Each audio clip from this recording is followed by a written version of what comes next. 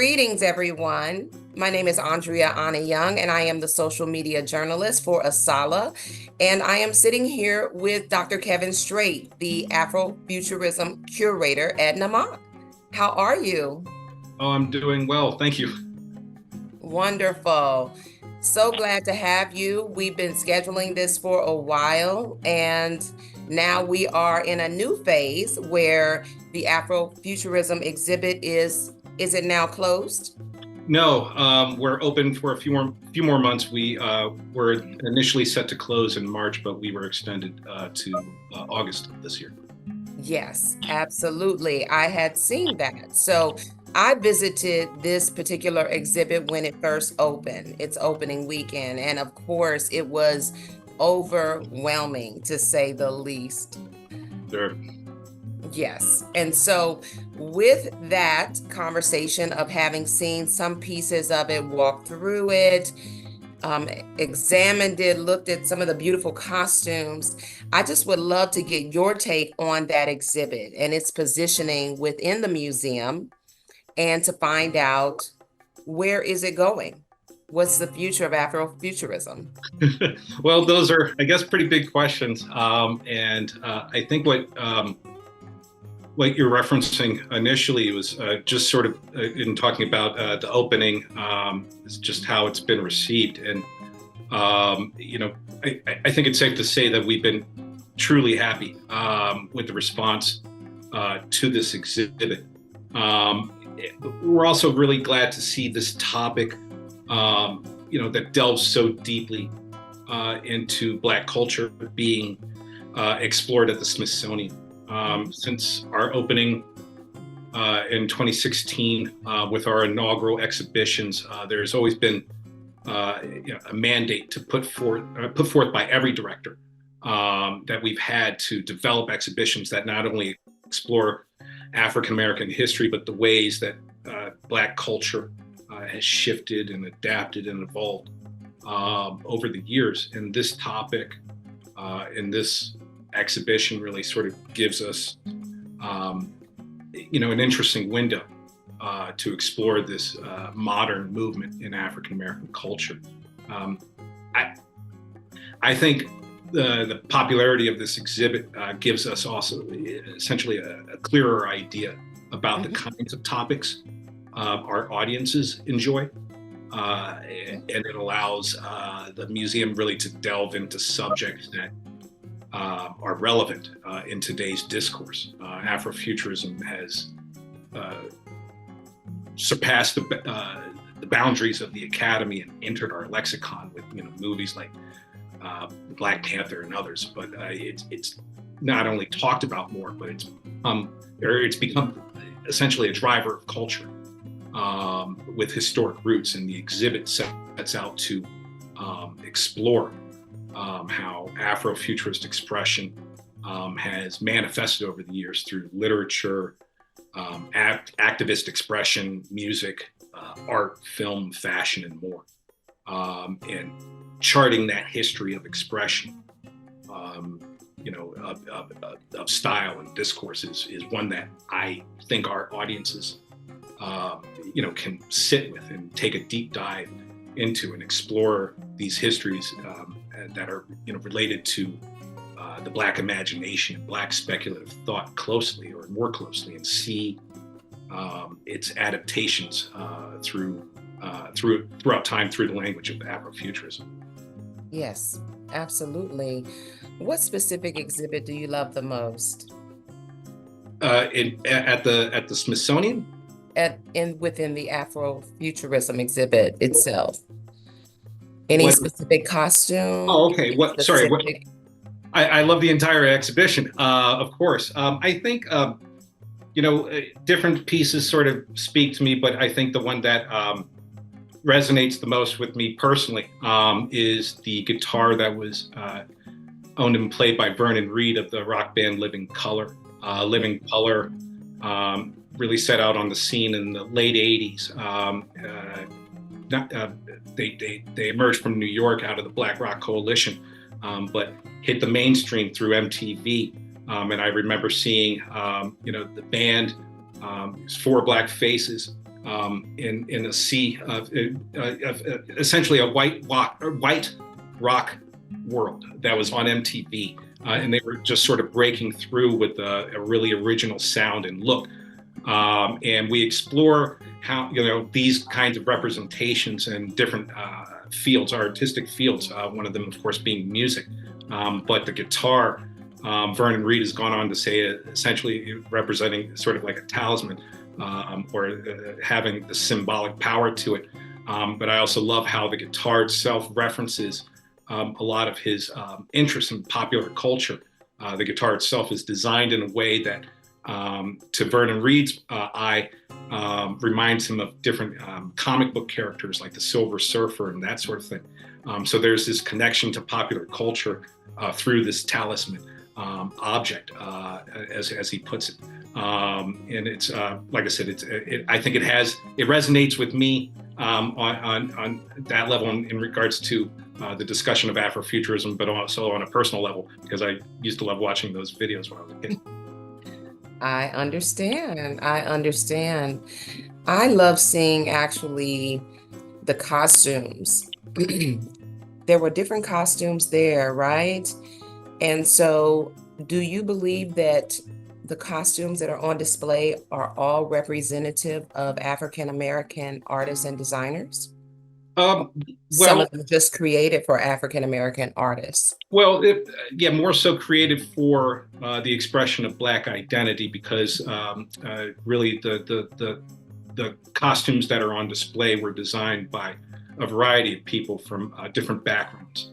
Larry Legaspi, for example, Puerto Rican designer, designed the spacesuit that's worn by, or the costume that's worn by Nona Hendrix that resembles a spacesuit, but kind of giving that kind of futuristic display in just her outfit. But we have different outfits that sort of represent different aspects of Afrofuturism, from different sort of vantage points, from costumes related to the show Luke Cage, where one costume is an homage to Trayvon Martin.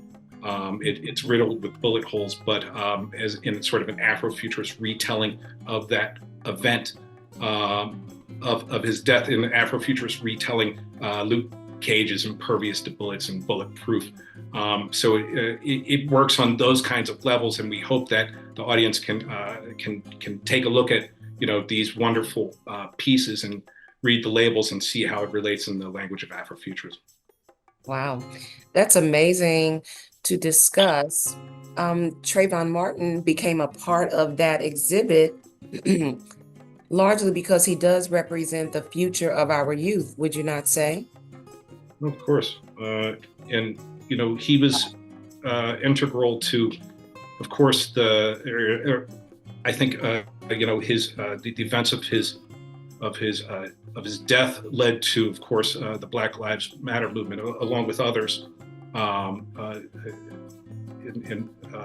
I think that we also take time in the exhibition to explore aspects of his life and dreams. And so much about Afrofuturism is about that. Is about the telling of dreams towards exposing more potential realities for the future. And Trayvon Martin wanted to work in aviation. We proudly display the flight suit that wore. And I remember reading also how his uncle essentially said it was like, with the badges on it, was like badges of honor for him. Right. So there's a real connection to that, those dreams of his that we explore in the exhibit. Yes, it's a unfortunate thing to know that a potential future astronaut, lost his life. Of course. Through the struggle for our continued freedom and our continued civil rights here in this country. And we take it for granted, right?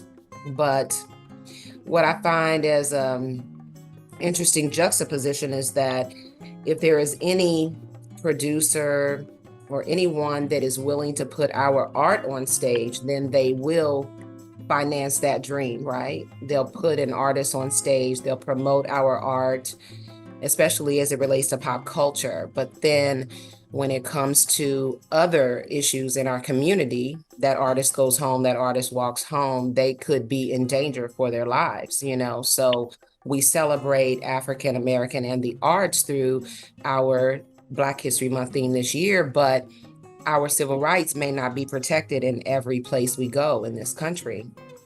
So Oh, certainly, and that's an aspect of the Black experience that we explore in this exhibit, regardless of, Afrofuturism's sort of utopian concepts that are associated with.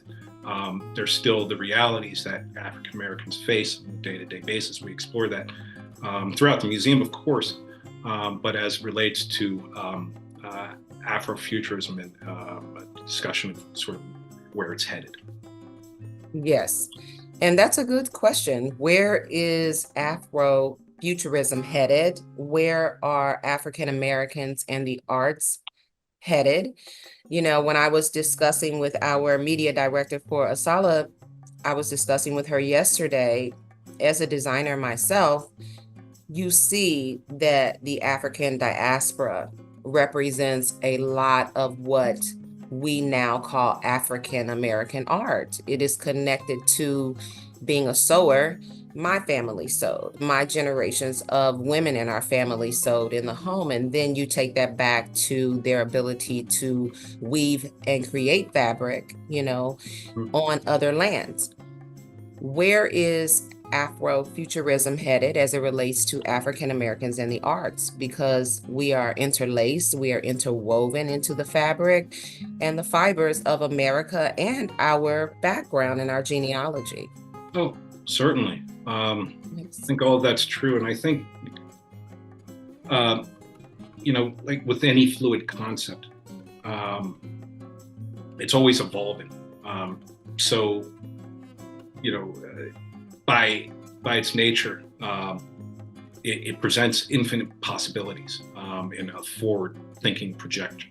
I think, in thinking about our current lives in this digital age and how we're all connected, our connected lives. Afrofuturism helps to provide a useful platform to help shape the public discourse about race, and these platforms expressed through art and activism allow for the influx of ideas, broadening perspectives about race to incorporate other causes from prison reform, transphobia, environmental racism, and others, to understand how these issues have connectivity and how they impact Black futures in general.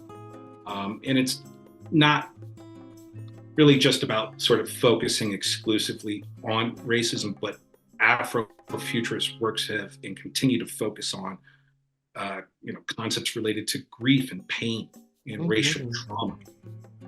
And you see an uptick really of groups emerging, not just artistic collectives or literary groups and that sort of thing, but groups that are centered on addressing Black pain and focusing on joy and movement and healing.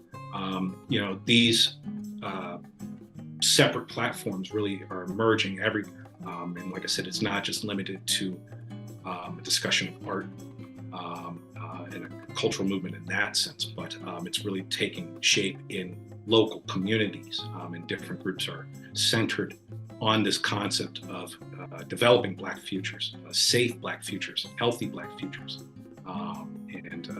Those groups are emerging every day. Absolutely, they are. I have learned, and I feel, as an artist myself, I feel like there are various forms of art when expressed through pain, when expressed through injustice. Art is everywhere. There is an art to doing everything we do. And when people shaped racism globally, they took an artistic perspective and how they interpreted it so that it would be effective for them and they would communicate what they wanted to communicate. My concern with that is how are we as African Americans expressing ourselves globally to take a helm on what is right and what is just.